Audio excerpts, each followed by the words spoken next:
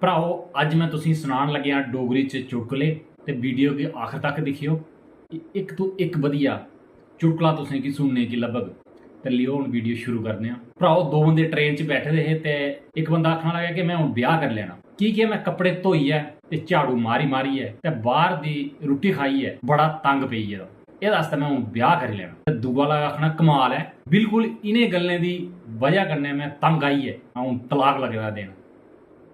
एक कुड़ी एक जागतै कन्नै बड़ा हिरख करदी ही ते कुड़ी उस जागते की अपनी मां कश मलाने लेई ते उन्हें मां कन्नै मलाया ते जागत घर चली गेआ।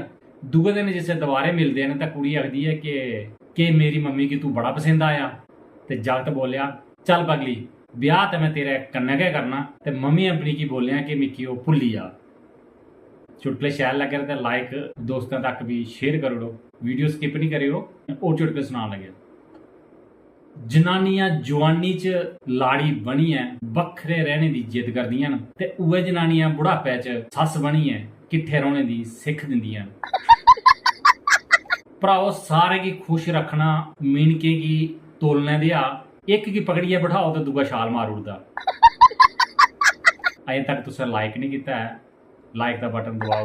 एक बारी एक बंदे ने भगवान गी पुच्छेआ कि कुड़ियां इन्नियां प्यारियां की हुंदियां न ते भी लाड़ी बनिए इन्नियां खतरनाक की होई जंदियां न ते भगवान ने जवाब दित्ता कि कुड़ियें गी अ'ऊं बनाना ते उ'नें गी लाड़ी तू बनाना, एह् तेरी समस्या तू गै जान।